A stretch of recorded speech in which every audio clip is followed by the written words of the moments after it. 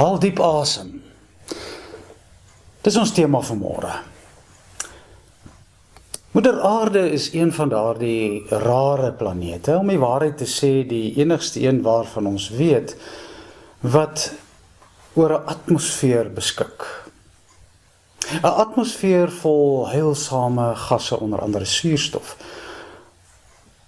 Indien 'n mens vanuit 'n kosmiese hoek na die aarde kyk, is dit maar 'n dun vernislaagie. Maar daarsonder is lewe op ons planeet onmoontlik. Dis 'n wonderlike lewensonderhoudende borrel waarbinne ons leef. Want daar buite is dinge genadeloos. Let maar op die pakke wat ruimtevaarders dra. Ek weet nie of jy bewus is daarvan nie, maar die standaardprys vir 'n ruimtepak is sowat $12 miljoen. Maal dit met 15, dan weet ons hoeveel rand dit kos. En dit is onder andere om asem te haal daar buite. Ja, van daardie eerste oomblik dat jy skreeuwend in die wêreld inkom, oei, tot jy jou laaste asem uitblaas, haal jy ongeveer 700 miljoen keer asem.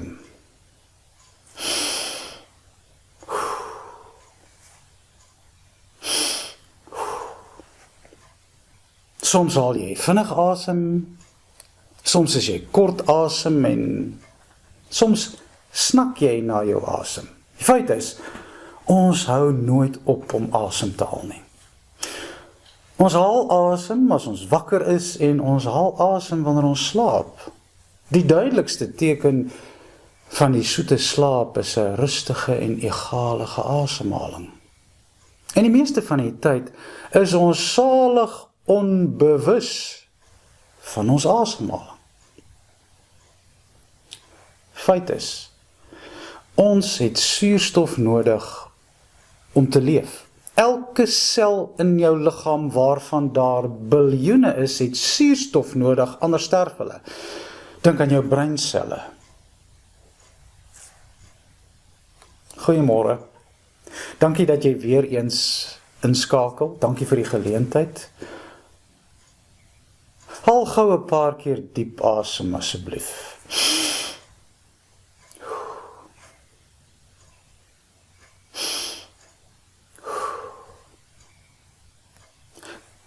Konsentreer vir 'n oomblik net op jou asemhaling.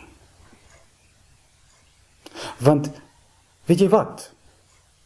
Ons is die meeste van die tyd totaal onbewus daarvan. Want dit is verniet, dit is gratis, in Bybelse terme 'n genadegawe. En dit is iets wat ons almal ontvang. Eweveel daarvan. Ryk of arm, oud of jonk. En ons neem dit so vanselfsprekend aan, tot die dag, dat jy dalk nie asem kry nie. Wel, dan verander dinge baie vinnig. Maar daarby kom ons later. Wanneer ons die Bybel oopmaak, om presies te wees die tweede skepingsverhaal in Genesis 2, lees ons hoe dat God die mens uit klei van die aarde skep. Bykans soos 'n kleipotjie, maar dan lees ons hoe hy sy asem in die kleipotjie inblaas. Die Hebreëse woord daarvoor is ruach. Die woord kom dikwels voor in die Ou Testament en dit word vertaal met Gees van God. Later in die Nuwe Testament verneem ons ook van die uitstorting van die Heilige Gees in Handelinge. Wat is dit? Dit is die hoë oktaan brandstof waarmee God die kerk toerus om die wêreld in te gaan. Dis die suurstof waarsonder die liggaam van Christus die kerk nie kan funksioneer nie. En later, eeue later, sou skrifkenners en teoloë probeer om 'n formule uit te werk oor hoe ons God verstaan en beleef. Interessant, teoloë in die middel van destydse Klein-Asië, vandag se Turkye, 'n plek met die naam Kappadosië, sou met 'n formule na vore kom wat in elkeen van ons se godsbeskouing ingegrafeer is. En dit staan bekend as die drie-enige God. 'n Trinitariese God. Volgens hierdie godsbeskouing is God ook Gees. Vir die antieke mens was Gees soos wind. Dis oral en dis nêrens spesifiek nie. Dis buite ons en dit is binne in ons. Dis beskryflik en dis onbeskryflik. Dis aanvoelbaar, maar nie tasbaar nie. Dis 'n entiteit waarvan ons soms bewus is en soms ook nie. Dis lewe, dis roeg, dis God. En wanneer ons op die verraderlike pad van die lewe soms kort asem of uit asem raak, om watter rede ook al, is daar altyd die asem van buite, van bo, roeg, die Gees. Maar soos ons suurstof vanselfsprekend aanvaar, so aanvaar ons ook God se teenwoordigheid die meeste van die tyd vanselfsprekend. Ook sy gawes. Ons aanvaar dat ons kan kom en gaan soos ons wil, kan werk en kan speel wanneer ons wil. Ons aanvaar ons geliefdes en hulle teenwoordigheid en ons kontak met hulle vanselfsprekend. Nie altyd nie, maar die meeste van die tyd. Ja, ons aanvaar soveel dinge, geskenke van bo vanselfsprekend, tot die dag, dat ons nie meer vry kan rondbeweeg soos altyd nie. En nie mekaar kan omhels nie. En nie na ons aanbiddingplekke en vakansieoorde toe kan gaan soos ons 'n behoefte het nie. Ons aanvaar vars lug vanselfsprekend, tot die dag dat ons asemnood ontwikkel. Dan verander alles. Dit is die gesig van die pandemie. Dis God se wake-up call om vir jou en vir my te sê, gee 'n tree terug.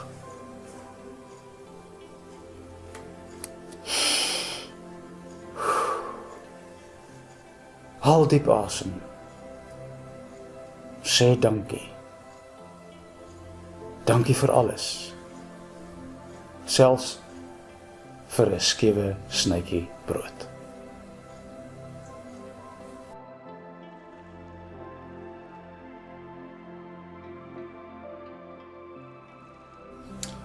Soos ek gesê het, is ons tema vanmôre om asem te haal. Ek het 'n gas saamgebring vandag, Leon Jansen van Rensburg. Welkom Leon. Dankie. Leon is, soos julle almal weet, lidmaat in ons gemeente. Hy en sy gesin is lidmate. Leon is ook 'n dosent by UJ. Leon se lewe is die afgelope tyd ontwrig deur COVID. Baie mense kom goed daarvan af, maar Leon was baie siek. So ek het gedink, kom ons gesels vandag met Leon, sodat hy vir ons eerstehands kan vertel van sy belewenis. So, kom ons begin deur te hoor hoe gaan dit? Hoe voel jy? Nou voel ek baie beter soos ek gevoel het toe ek hospitaal toe gegaan het. So ek is dankbaar ek's hier. Ja. So, kom ons sê ek voel dankbaar. Ja, ja. Weet jy skryf op jou Facebook 'n paar keer dat jy dankbaar is. Jy sê daarso dat jy 23 dae in die hospitaal was, 12 dae in die ICU in die waakeenheid. Ja, So dit alles het 'n groot indruk op jou gemaak. ja. Kom ons begin. Die tema van vanoggend is om asem te haal. Toe ek en jy gesels het jy my vertel van die ervaring van asemnood. So kom ons begin net daar. Dit is omtrent die simptoom wat ek gehad het toe ek hospitaal toe was. Ek het gehoes en ek het asemnood gehad. Ek het geen ander simptome gehad nie. So as jy nie asem kan kry nie, dit is redelik ernstig. Niks kan werk in jou lyf sonder suurstof nie. Dit het ek nog geleer, baie geleer in die hospitaal. En toe ek daar in die emergency toe gaan wat noodgevalle inkom, my vrou het my daar afgelaai, ons 3:00 in die middag, en ek kon nie loop en my oë oop hou op dieselfde tyd nie. Ek het te min suurstof daarvoor, kan mens dit nou glo. Loop vat baie suurstof. Loop wat baie suurstof en blykbaar kyk bietjie. So, ja, en dan is jy ook nog nou op pad soontoe. En dit vat die meeste suurstof. Dit vat erg baie suurstof, want jy kan nie al dit dit is baie erg. Ja, so, Wat gaan deur jou gedagtes? jy soek hulp. Dis al wat jy doen, jy soek whatever hulp jy kan kry. Ja. En kom jy hulp gou genoeg? Wel, ons is gelukkig. Dus ek was nie na 'n staatshospitaal toe, so ek weet nie wat daar gaan gebeur het nie. Maar die probleem is die hospitale was vol. So ons was eers by een hospitaal, ek gaan nie nou name gee nie, maar ons is eers by een hospitaal en daar moes ek 'n uur wag met dieselfde probleem. Geen suurstof nie. Vir hulle om te kyk of hulle 'n bed het. Hulle het toe nie 'n bed gehad nie. Toe moes ons ry na volgende hospitaal toe. Gelukkig kry ons toe 'n bed daar. En maar ja, so dit is nogal, hoe sal ek sê, enigiets kan gebeur daar. Daar's mense wat dit nie maak nie. Ja, so dit is op 'n stadium was daar 10 mense per uur toegelaat net by daai een hospitaal waar ek was. Wanneer is jy opgeneem, jong? Die 1 Julie. 1 Julie. Ja. Okay. Ja, so toe ons nou by die hospitaal kom, toe is ek dankbaar hulle het 'n bed. En of nie 'n bed nie, hulle sê ja, ons kan jou help. Hulle het nie noodwendig 'n bed gehad nie. Want ons het eers 9:00 die aand 'n bed gekry. Vir my daarso. Nie in ICU nie, eers in die saal. Dis jou situasie gewees, die mense om jou. Kom ons praat eers oor die personeel. Hoe reageer die personeel deesdae met betrekking tot hierdie virus? Is hulle professioneel? Hulle is baie professioneel, maar hulle verstaan hom baie meer as wat mense dink. Die susters in die hospitaal, hulle wil jou help, hulle het baie empatie, meeste van hulle, ons sê 99% van, baie empatie met 'n mens. En hulle sit hulle eie lewe op die spel eintlik. Want hulle werk met mense wat vir hulle kan aansteek, hulle families kan aansteek. En mens weet nie hoe die virus jou gaan affekteer nie. Elke is anderste. Fiksheid maak nie saak nie. Hulle weet nog nie hoekom sekere mense sieker word as ander nie. So nee, hulle bid vir 'n mens daar, die susters in die hospitaal, in die oggend en in die aand. Wat het dit vir jou waarde gehad? Ja, dit maak mens emosioneel. Dat hulle so omgee, dat hulle dit regtig, hulle gee om. Want ek het gevra wat sing hulle, want hulle sing in hulle taal, maar hulle sing ons wysies wat ons in die kerk sing. So toe vra ek wat en van dit is nou onbekend en so aan. Toe vra ek vir hulle, toe sê hulle nee, hulle bid vir ons. Dit alles help, né? Ja. Ja. Okay. Wat die mense om jou betref, die siekes? Wel, almal kom met die ding, as die mense onderskat hierdie ding, as jy in die hospitaal dan weet jy het hierdie ding onderskat, jy het nie geweet wat regtig aangaan nie. Okay. Ek dink dit is die probleem. Ja, En jy het my die storie vertel van die persoon langs jou, 'n ouerige man. Ja. Wat, So- ja. So die ouerige man is hy is van Randburg en hy het my empatie gekry want hy was net so siek soos ek, almal is so siek soos ek en wat in die hospitaal land nie. Maar ek het gesien hierdie ou gaan definitief 'n ICU bed nodig hê. En hy was deur die nag, het ek gesien, hy het nie lekker geslaap nie, dit is soos wat ek maar was, en hy is net toegelaat, en ek is half op pad uit, hopelik op daai stadium, en, want dit is my laaste week in die hospitaal, toe het hy nou ingekom, en, so deur die nag, het hy gesukkel met sekere goeters, en soos wat ek maar ook gesukkel het daai stadium, maar asemhaling, ek meen, hulle het nie 'n ICU bed nie, so hulle maak 'n plan.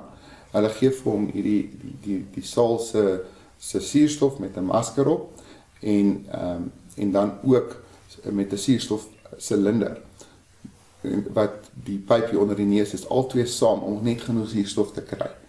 En hy was so, en dit is hoe ek ook daai eerste paar dae was. En ek het geweet, hy gaan definitief, as dit die geval is, hy gaan ICU toe moet gaan, die dokters weet het ook.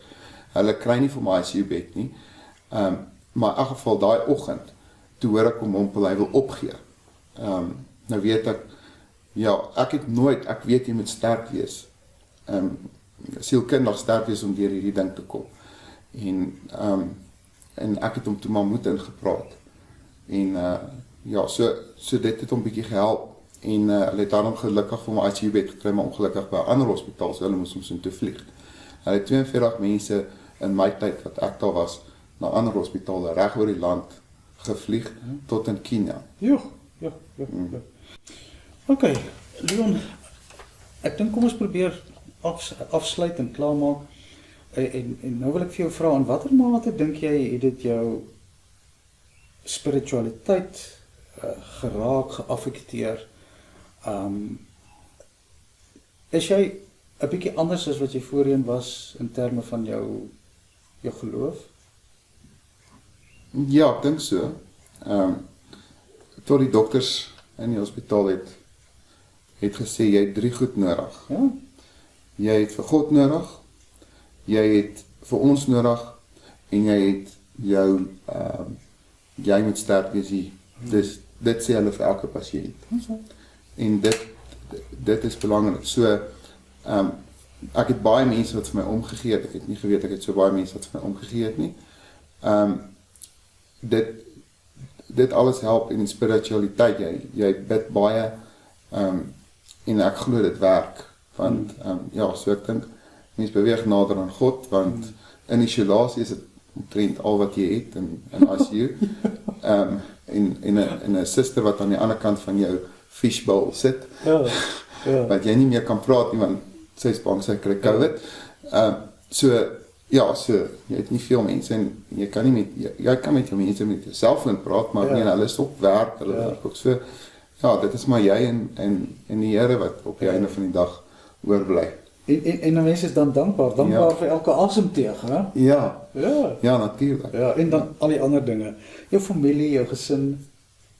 Hulle het ook swaar gekry, want onthou, hulle weet nie wat aangaan nie. En hulle probeer die hospitaal bel en alles, hulle kan nie kom sien nie. So dit was baie erg vir hulle. My kinders het verlang na my, hulle het nie altyd verstaan, hoekom kan hulle mens nie gaan sien nie en so aan. Maar die probleem is, ek dink, want hulle het my na die tyd vertel wat vir hulle swaar was, is dat hulle weet nie presies, want ek vertel hulle, goeders, maar dit is net, die dokters wil nie hulle kan nie 'n commitment maak en sê, jy gaan alright wees nie. Hulle weet nie. Hulle sê, dit lyk okay, ons weet nie. Hulle kan nie vir jou sê, want toe ek in die hospitaal kom, toe sê ek vra vir die dokter, op my eie manier, en hierdie woord ek vra, hoe lang gaan ek en jy hier besig wees? Vra ek vir die dokter. Toe sê hy, nee, weke. Hy sê nie 1 week, 2 week, 3, hy sê weke. En nou weet ek nie, so ek kom toe daar in die word, en ek wil nou uitfigure, wat is nou, ek is analyties, ek vra vir die ou, oorkant my wat amper uitkom kom agter. Hoe lank was jy in die hospitaal? Hy sê 12 dae. Die ander ou sê nee, hy was ook daar rondom 12 of 14 dae in die hospitaal. En die dokter kom besoek hom en sê, "Jesus, maar jy was baie siek.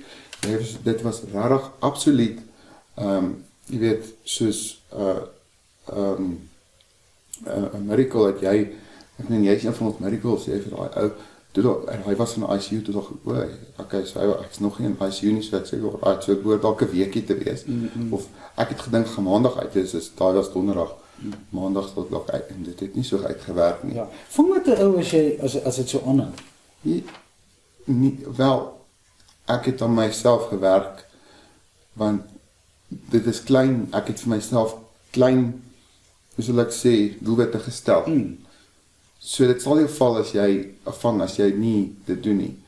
So my doelwit was okay, ek wil net my suurstof in die ICU byvoorbeeld, ek weet om by die huis te kom moet ek eers uit die ICU toe kom. Niemand gaan direk uit ICU huis toe nie.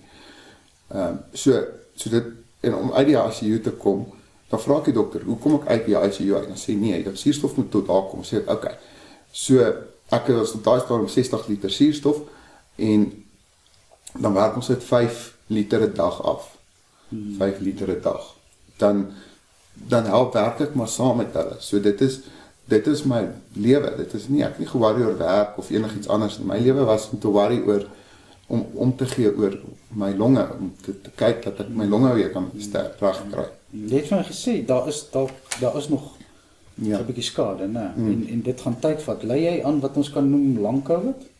Ja. Ja, dus moeg 1 uur die dag omtrent. Jy het gewig op verloor, so net? Ja, dis die hospitaal. Dus ja, jy beweeg nie, spiere.